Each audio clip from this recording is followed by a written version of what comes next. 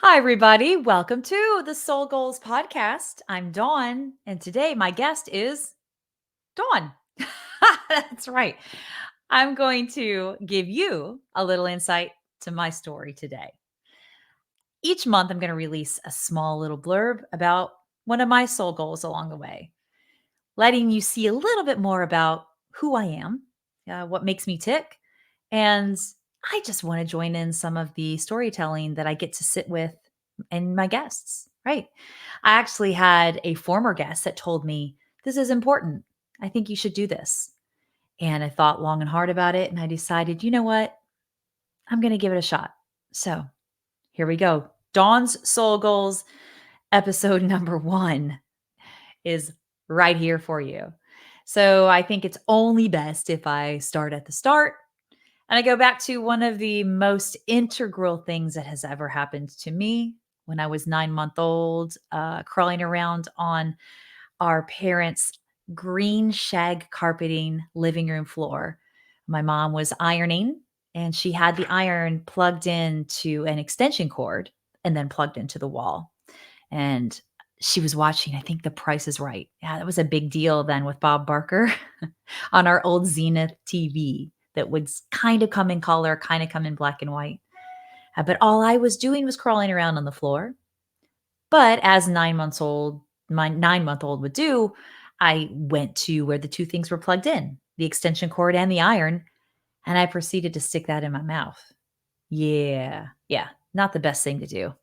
But my mom didn't realize that I had that in my mouth, looked down at me, tugged on the cord after I had been attached to it for a bit, and it burnt a hole in my lip and up kind of up into the face a little bit. Obviously, as a 9 month old, I'm going to cry. It's probably pretty painful. She picks me up, takes me into the restroom, and grabs a wet washcloth, puts that on my face, and then proceeds to lay me down in my crib where I fall asleep rather quickly. I later come to find out that that was shock that I was experiencing. But again, I- what are you going to do? Like my mom did the best that she could. About an hour and a half later, my dad comes home from work. She says, "Hey, I think we should probably go check and let's go look at this. I think Dawn's still asleep, but I think we need to wake her up if she is." Okay. They walk into my room and my crib and they pull that washcloth off of my face. And my dad could stick his adult thumb into the hole, right, that was burnt in my lip and up into my face. I was probably attached to that cord for, I don't know, 10 ish seconds, 10, 15 seconds. Yeah, so enough to do some damage. So we load up and we head to the hospital. After we get through all sorts of testing to check all of my internal functions, because again, at 9 months old, obviously you can't tell what's going on. You can't tell the doctors what you're feeling. All the tests came back totally normal. Totally normal. The only thing that was truly affected that they could ascertain at that time was this cosmetic look on my lip. And that would probably be something that would follow me for the rest of my life, is what they were told. Unless I wanted to have some cosmetic surgery along the way as I grew, and that was the recommendation. As I would change, as I would age, I would have surgeries that would take scar tissue from the inside of my mouth and place it at my lip to reform my lip. Brilliant. Yeah. I've had 5 surgeries from the age of 5 to age 19. Boy, I can remember that age 5 surgery like it was the back of my hand. That memory is ingrained in that brain right there. Now, when I had my last surgery, it was still with the same plastic surgeon, thankfully, that had stuck with me in the whole project. And he was great. He looked at me after I had recovered and said, "Man, you made me look like brilliant." And I said, "No, you have made me look brilliant over the course of the last, I don't know, 13, 14 years of these surgeries that I would have as my face changed and as I grew."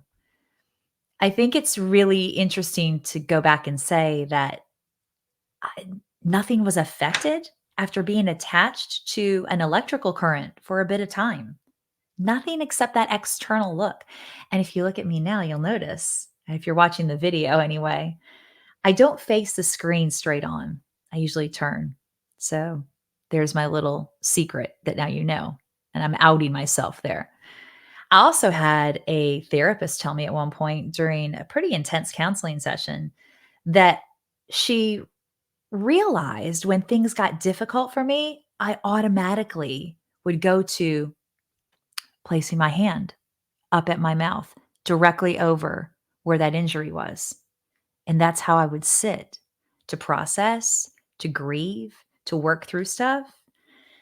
That's super enlightening. I worked really hard to not automatically go to that covering spot.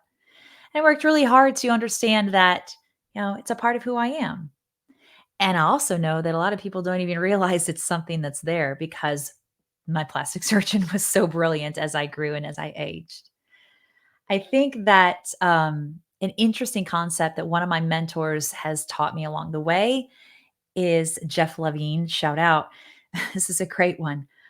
Our issues are in our tissues. So basically, all that means is that our body remembers things. And I know Our Body Keeps a Score is another great book. There's so many different elements out there that you could refer to about what your body goes through, how it hangs on to things, how you process stuff, and therefore what your body has in terms of reactions or illnesses or disciplines or diseases or just bumps along the way. It can speak so much about your history and so much about what it is that you carry with you on your soul. I I look back at that electrocution and obviously super thankful that A, it didn't do any more damage than just some external damage and that could be fixed. But more importantly, letter B, I'm alive. I lived. Nothing bad happened. It was all fixable. And I don't know if that would be the case today. Who knows? Maybe it was a miracle. Um, Maybe it was going to happen that way anyway. One day I'm sure I'll know the answer to that. But I think it's something worth saying that when we go through hard times, and when we go through experiences and we have accidents or we have hangups or slip ups or trip ups in our life that affect us and that affect us deeply, stuff that we really have to work really hard to either process or to heal physically, mentally, emotionally, or even spiritually. There is something so profound in the process of healing that and the process of understanding more about your body and your soul as a whole and how we hang on to stuff and how we release stuff. Now, I'm not here to say that I've done a great job of releasing all my stuff. And as our Soul Goals little series here goes on, and you learn a little bit more about me and my story, you'll understand what I'm saying. I'm human, I'm not perfect. But I also know that I'm a work in progress, just like you are, just like we all are. And that I have to give myself some grace and give the people around me some grace too, because we're all just doing the best that we can. I love that great saying that pops up periodically on my Instagram story about making sure that you're not judging other people because you really don't know. You don't know what kind of day they're having. There's a lot of high functioning individuals out there. I've been in that boat for a long time of my process. High functioning, and you don't know what's just under that surface. You don't know what their soul is telling them day in and day out, or the experiences that they've had either day in or day out, or something huge that's happened to them as a child or just yesterday. So being kind and trying to give grace and trying to understand that we're all just doing the best that we can. I understand my mom did the best that she could. I understand that she didn't do anything intentionally. And even now, Like the last time we talked about it, which has been a while, she will still say she feels responsible for that accident. And she can look at me and she can see that draw on one side of my mouth. And it's always a reminder to her that that happened under her watch. But I can't feel any kind of re- resentment or anger about that because I'm a mom and I know that she didn't do anything intentionally. I raised 2 kids and they're little as infants. They get into stuff and it's just an accident. But the grace that all of that story teaches me every time I tell it is that I feel like I'm here for a purpose. And I want you to know today that whether you've had an accident, whether you've had mental issues that have plagued you, whether you have had physical illnesses that seem to drag on and that are difficult or challenging, or whether you've had household issues or interrelational situations that have been really, really hard to work through and to process and to walk through or to just be in any given moment, you are here for a reason. You are here for a reason. I'm saying it again. You not being here would be a disservice to your community. Honestly, would.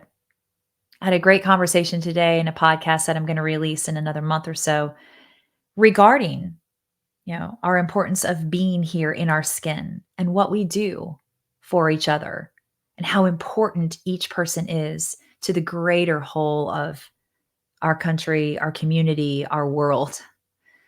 It seems kind of corny when I say it out loud, but it's true. It's true. Lots of things could have happened when I stuck that cord in my mouth. Lots of things could be incapacitated for me now at 50 years old. Ah, I could have passed on. I could have not lived. Lots of things could have happened, but it didn't. And for that, I'm grateful. And for that, I know that I serve a larger purpose in this world. That's my soul goal, number one.